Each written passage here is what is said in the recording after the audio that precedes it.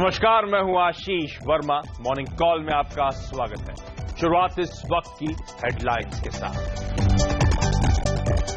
US Fed ने नहीं बढ़ाई दरें, ग्रोथ के मजबूत संकेत मिलने तक सेंट्रल बैंक करेगा इंतजार। हालांकि जैनेट येलन ने दिसंबर में दरें बढ़ने के दिए संकेत।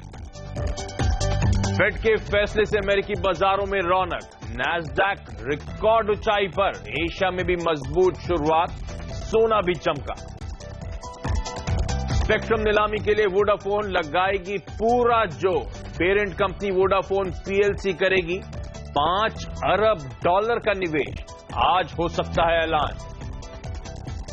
समय पर जीएसटी लागू करने में जुटी सरकार। रोडमैप तैयार करने के लिए जीएसटी काउंसिल की पहली बैठक आज। आईसीआईसीआई प्रूडेंशियल के आईपीओ को मिला शानदार रिस्पांस। आखिरी दिन 10 गुना भरा इशू, 6 साल में सबसे बड़ा आईपीओ। और भारत के सबसे अमीरों की लिस्ट में मुकेश अंबानी फिर से नंबर 1। आरआईएल चेयरमैन के पास $23 अरब का नेटवर्क। दिलीप सांघवी दूसरे और हिंदुजा ब्रदर्स तीसरे नंबर पर। लेकिन पूरी दुनिया की नजरें जिस फैसले पर टिकी थी वो आ गया है। फेड की बैठक में दरों में बदलाव नहीं करने का फैसला किया गया है। हालांकि फेड चेयरमैन जैनेट येलन ने दिसंबर में दरें बढ़ाने के संकेत जरूर दिए हैं। दरें स्थिर रखने के फेड के इस फैसले से ग्लोबल बाजार और भारतीय बाजार पर क्या असर पड़ता है, इस पर खास चर्चा के लिए हमारे साथ एक बड़ा पैनल है। हमारे साथ हैं market secretary Anil Singhvi, DBS bank की इकोनॉमिस्ट राधिका राव और आवाज के सीनियर एडिटर नीरज बाजपेयी भी बने हुए हैं। नीरज, सबसे पहले आपके पास, काफी लंबे अरसे से हम इंतजार कर रहे थे इस बड़े आउटकम का।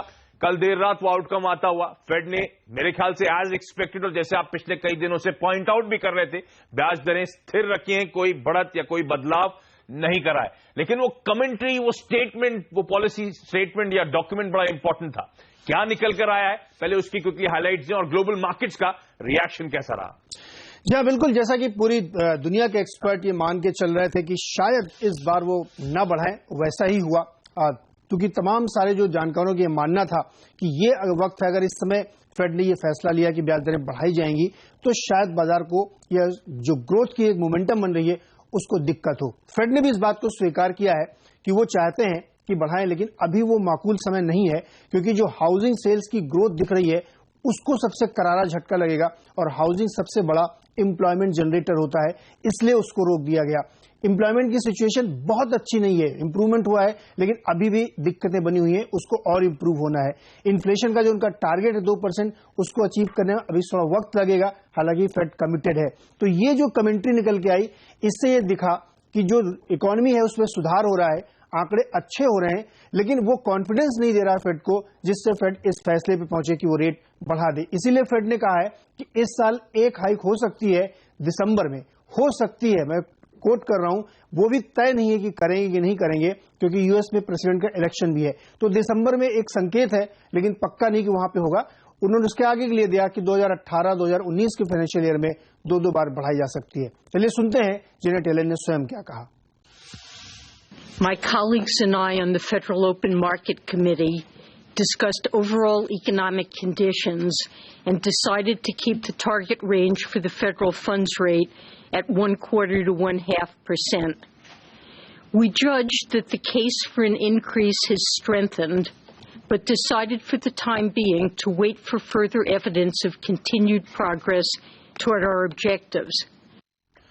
आपको याद होगा, हम लोग लगातार हाईलाइट कर रहे थे, फेड ऑफिशियल्स बिल्कुल स्प्लिट हैं। कई सारे फेड ऑफिशियल्स के बयान आ रहे थे कि एकदम सही समय है ब्याज दरें बढ़ाने का, और इनफैक्ट कई सारे फेड ऑफिशियल्स के स्टेटमेंट जो आ रहे थे उनका कहना था कि अभी भी इन्फ्लेशन ठंडा है, तो इस समय दरें नहीं बढ़ानी चाहिए। और एक्सपेक्टेशंस ये थी कि जैनेट येलन इनके बीच का रास्ता लेंगी, इस बार ब्याज दरें नहीं बढ़ाएंगी, लेकिन सिग्नल देंगी कमेंट्री में कि दिसंबर में या आने वाले समय में एक रेट हाइक होता हुआ नजर आएगा। तो एकदम टेक्स्ट बुक के हिसाब से, जैसे अर्थशास्त्री एग्ज्यूम कर रहे थे, वैसे ही फेड ने इस समय कदम उठाया है और इसी का रिएक्शन बड़ा शार्प था ग्लोबल इक्विटी मार्केट्स में। अमेरिका में 1% तक का उछाल था, दिन के हाईस में जाके वो मार्केट्स क्लोज हुए। यूरोप में मजबूती के साथ कामकाज था, लेकिन ध्यान रखें यूरोप तो बैंक ऑफ जापान के पॉलिसी आउटकम पर रिएक्ट कर रहा था, उसको भी इस फेड के आउटकम का रिएक्शन आज देना होगा। और एशिया में मजबूत शुरुआत होती हुई एसजीएक्स निफ्टी भी पॉइंट आउट कर रहा है कि भारतीय बाजारों की एक गैप अप ओपनिंग होती हुई नजर आएगी। 2.5% के आसपास के उछाल के इंडिकेशंस एसजीएक्स निफ्टी की तरफ से आते हुए। लेकिन अब मेरे साथ डीबीएस बैंक की इकोनॉमिस्ट राधिका राव भी जुड़ी हैं। राधिका हाय, गुड मॉर्निंग। जब दिसंबर में पिछले साल फेड ने ब्याज दरें बढ़ाई थी, तब जो उनका ऑफिशियल मीडियन प्रोजेक्शन था, तब कहा गया था कि 4 बार शायद ब्याज दरें बढ़ेंगी और पूरे साल में 1% ब्याज दरें बढ़ेंगी। उसके बाद मार्च में प्रोजेक्शन ठंडा पड़ा, तब कहा गया कि 2 बार ब्याज दरें बढ़ेंगी और शायद आधे % के आसपास। और अब नीरज जो कल की कमेंट्री हाईलाइट कर रहे हैं, उसमें यह कहा जा रहा है कि पूरे साल में सिर्फ शायद 1 बार और शायद सिर्फ 1/4% के आसपास की ब्याज दरों में अमेरिका में बढ़त होगी इस साल। क्या मतलब इसका? क्या उम्मीद से ज्यादा ठंडी कमजोर अमेरिकन अर्थव्यवस्था है ma'am? Hi, good morning. In fact हमारा रीडिंग ये है कि जो यूएस के जो डेटा पॉइंट्स हैं, in fact it's not as bad as it looks. इसका मतलब हुआ कि आप हाउसिंग डेटा देखिए, इन्फ्लेशन देखिए, उनको अगर हम फेड फॉरवर्ड लुकिंग मात्रा में चलेंगे तो इनफैक्ट हमें लग रहा था कि आज वो शायद नॉर्मलाइज करें, इनफैक्ट लास्ट नाइट, और एक और बार दिसंबर में भी करें, क्योंकि जितना वो अब डिले करेंगे, इसे भी मार्केट्स के लिए वो डर कर नहीं चल सकते ना, उनका डेटा पे ही आई थिंक अटेंशन होना चाहिए। उसके लिए ग्रोथ के नंबर्स आप देखें, अनएम्प्लॉयमेंट देखें, नॉन फार्म पेरोल्स काफी चॉपी होते हैं, लेकिन जो उनका रेंज है उसके विद इन ही आया था लेटेस्ट, और इन्फ्लेशन भी पिकअप कर रहा है। तो हमें नहीं लगता कि उनको डिले करना चाहिए इंडेफिनेटली। जब आप कह रहे हैं कि आप दिसंबर में आई थिंक अभी इनके नवंबर के इलेक्शंस भी आएंगे, तो वो दूसरा रिस्क फैक्टर बनेगा उनके लिए। तो वी डू होप कि वो अगर दिसंबर में डिसाइड करें तो they go ahead with the 25 basis point hike, क्योंकि पूरे साल आई थिंक एक साल में इनफैक्ट 2 ही बार हुआ है, जब 5 बार होना चाहिए था। तो इट्स वेरी स्लो। अगर वो भी स्लो जाते हैं और इन्फ्लेशन जल्दी बढ़ता है, आई थिंक उनको ज्यादा करना पड़ेगा 2007। तो नॉर्मलाइज करें, मतलब राधिका आप मान के चल रही थी कि कल बैठक में ब्याज दरें बढ़ा देनी चाहिए थी और ब्याज दरें नहीं बढ़ी है, तो अब आप अज्यूम करें कि दिसंबर में तो पक्का है कि रेट हाइक आती हुई नजर आएगी, है ना?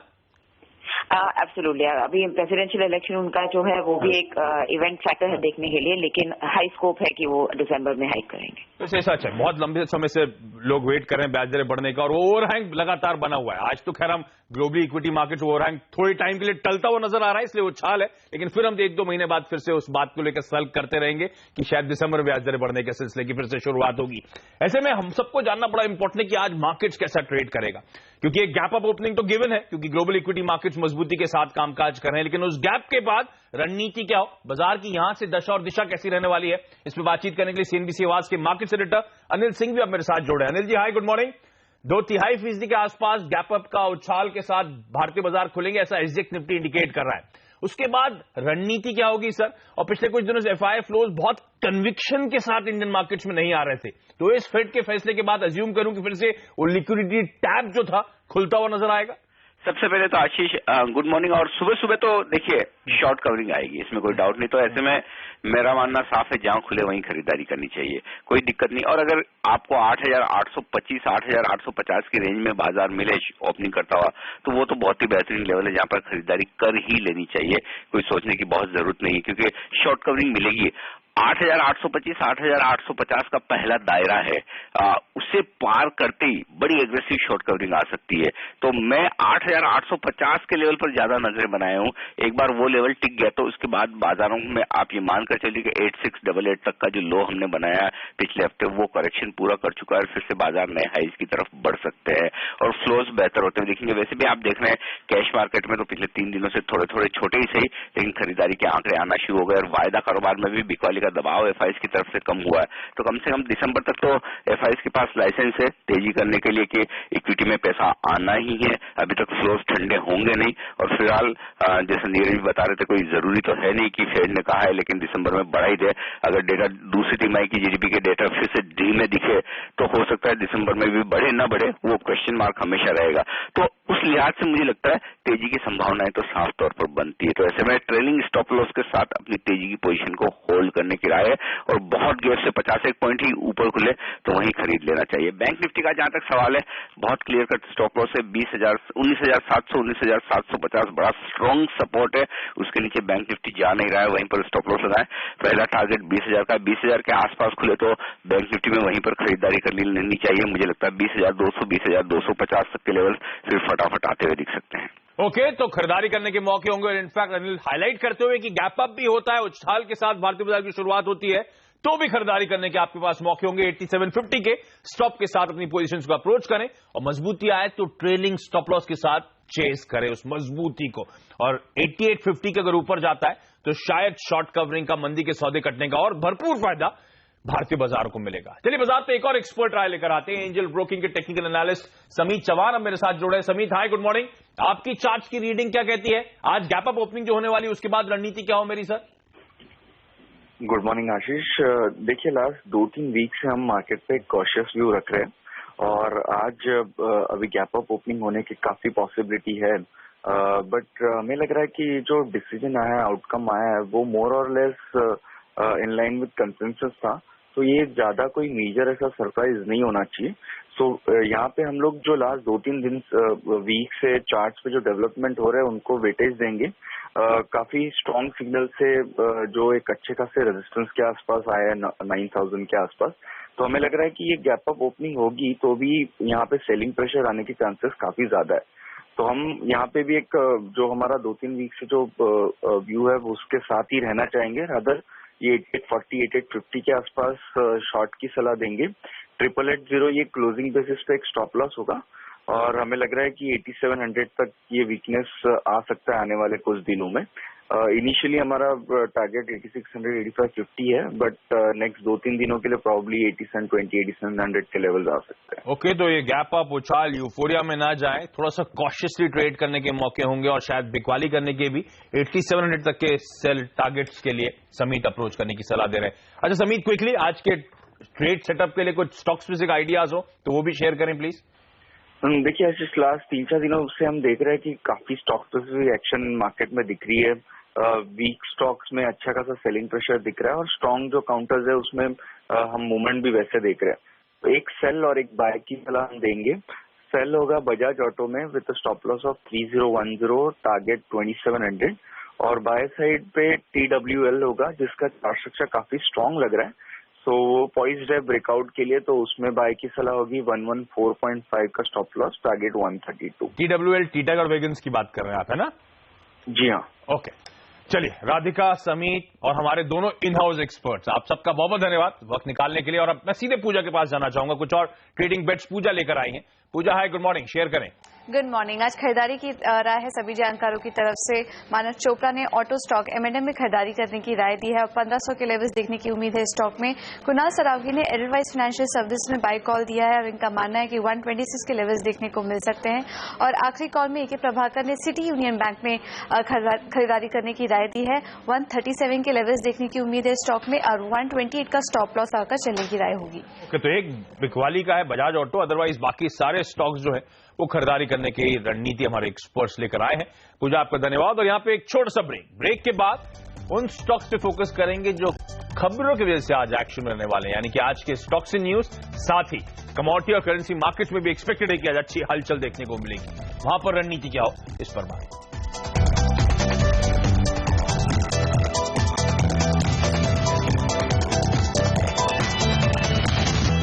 ब्रेक के बाद आपका स्वागत है और आज कौन से टॉप 5 शेयर्स रहेंगे खबरों की वजह से फोकस में, बताने के लिए मेरे साथ मेरे सहयोगी हेमंत घई अब जुड़ चुके हैं।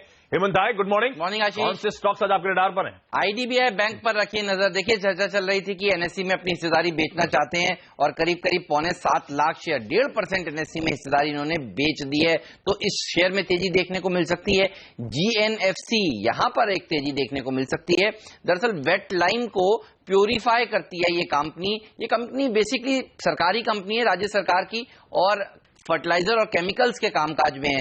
तो जो वेटलाइम को जो प्यूरिफाई करने का एक प्रोजेक्ट है वो लगा रही है जॉइंट वेंचर करके। तो यहां पर एक अच्छी खबर इस कंपनी के लिए। साथ ही रेमंड्स एक और ऐसा स्टॉक है जो आप देखिए लगातार 52 हफ्ते के उच्चतम स्तर छू रहा है। टेक्सटाइल सेक्टर तो अच्छा प्रदर्शन दिखा रहा है, लेकिन ये शेयर भी अच्छा प्रदर्शन दिखा रहा है। यहां पर एक खबर आती हुई कि इनकी जो सब्सिडरी है उसमें हिस्सेदारी बेची गई है। करीब करीब रकम इन्होंने नहीं बताई है, लेकिन 1 करोड़ शेयर के आसपास बेचे गए हैं। तो इस शेयर में आज एक तेजी देखने को मिल सकती है। सिंजन इंटरनेशनल पर रखिए नजर। इन्होंने एक कंपनी है विदेश की, उसके साथ करार किया है और उस करार के तहत उस कंपनी के कुछ पेटेंट्स इनके पास हाथ लगेंगे। क्या करार का साइज है ये आशीष इन्होंने नहीं बताया है, तो देखना होगा उसके फाइनेंशियल डिटेल्स क्या होते हैं। जब कंपनी से हम बातचीत करेंगे, लेकिन जो कंपनी खरीदी गई है वो काफी इंटरेस्टिंग लग रही है। उसके पास कुछ पेटेंट्स हैं जो लीवर में किस तरह की गड़बड़ियां हो रही हैं कोई दवाई खाने से, ये वो बताती है। तो ये जानकारी इन्होंने एक्सचेंजेस को दी है। एबीजी शिपयार्ड के ऊपर रखिए नजर। जो इनके लेंडर्स हैं आईसीआईसीआई बैंक के साथ मिलकर तमाम जितने बड़े लेंडर्स थे जिन्होंने इन्हें कर्ज दिया था, उनका प्रस्ताव था कि क्यों ना वो इस कंपनी को टेक ओवर कर लें, लेकिन उस प्रस्ताव को देखिए शेयर होल्डर्स ने खारिज कर दिया है। तो जो रिवाइवल के संकेत के चलते इस शेयर में तेजी देखने को मिल रही थी वो अब गुम होती हुई दिखेगी। तो अगर स्ट्रेटेजिक डेट रिस्ट्रक्चरिंग नहीं होती है, बाजार इसको नेगेटिवली लेता है, तो आज शेयर में दबाव देखने को मिल सकता है, लेकिन बाकी चारों शेयरों में तेजी बनेगी। ओके, तो ये तमाम वो स्टॉक्स हैं जो खबरों की वजह से आज हरकत में रहेंगे, लेकिन अब कमोडिटी और करेंसी मार्केट पे फोकस करने का वक्त। और एसएनसी कॉमट्रेड की वंदना भारती मेरे साथ जुड़ी। वंदना, हाय, गुड मॉर्निंग। सबसे पहले तो आज फोकस में सोना।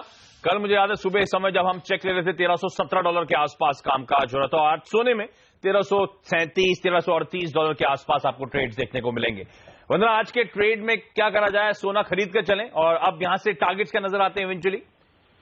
मुझे लग रहा है कि एक ब्रेकआउट है यहाँ पे और ट्रिगर यहाँ पे फेड का आया है, जिन्होंने ये तो एक्सपेक्टेड था कि इंटरेस्ट रेट नहीं बढ़ाएंगे, लेकिन एक उम्मीद थी कि वो दिसंबर के बारे में कुछ यहाँ पे इंडिकेशन देंगे, लेकिन जो भी सिग्नल था वो डोविश था यहाँ पे। और उसका फायदा जो है सेफ हेवन बाइंग जो है यहाँ पे लौट के आई है गोल्ड में। मुझे लग रहा है सबसे पहले तो आज गैप अप ओपनिंग देखने को मिलेगा, तो अक्टूबर कॉन्ट्रैक्ट जो है उसमें बाय करके चलना चाहिए। 31,300 पे बाय करना चाहिए। 33,550 का यहाँ पे टारगेट होगा। 31,200 का यहाँ पे स्टॉप लॉस होगा। दूसरी चीज ये है कि यहाँ पे आशीष सिल्वर जो है वो आउट परफॉर्म करने की कोशिश करेगा यहाँ पे सोने को, क्योंकि जो रेशियो है वो भी यहाँ पे इम्प्रूव होने की संभावना है। तो मुझे लग रहा है कि सिल्वर में भी एक बार बाय करके चलना चाहिए 47,500 में, और जो टारगेट होगा वो 48,100 का होगा, और जो स्टॉप लॉस यहाँ पे बनेगा वो 47,200 का होगा। ओके, चलिए वंदना मैम, बहुत बहुत धन्यवाद। तो सोने और चांदी यानी कि बुलियन में आज खरीदारी करने के मौके और हैं भी। एक ओवरहैंग हटता हुआ एफओएमसी मीट का आउटकम आया है, तेजी है, और इस तेजी और मोमेंटम को राइड करें। सोने में 31,550 के टारगेट्स और चांदी में 48,100 के लक्ष्य के लिए अप्रोच किया जा सकता है। लेकिन यहां पे एक छोटा सा ब्रेक, आगे बाजार की चाल पर नजर।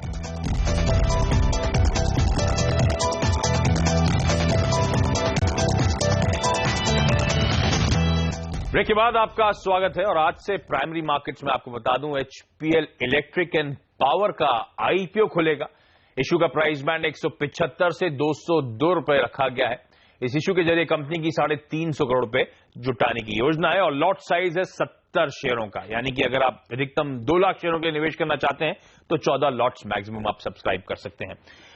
एजीएम्स हैं बीएचईएल और देना बैंक की। इसके अलावा जीएसटी काउंसिल की 2 दिनों की बैठक आज से शुरुआत होने वाली है, सबकी नजरें वहां पर भी रहने वाली हैं।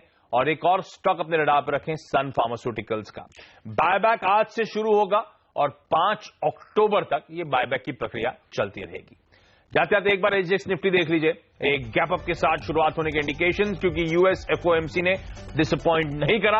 अमेरिका में ब्याज दरें नहीं बढ़ाई गई हैं, और जो आउटलुक आया जैसा बाजार मान रहा था, शायद दिसंबर में एक रेट हाइक आएगा, इसलिए 2/3% के उछाल के साथ इस समय एसजीएक्स निफ्टी कामकाज करता हुआ।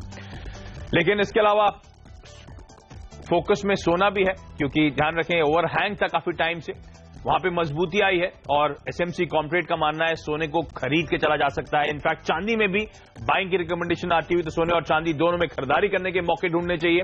जहां तक स्टॉक स्पेसिफिक आइडियाज की बात है, बजाज ऑटो आज के लिए इकलौती बिकवाली करने की रिकमेंडेशन है।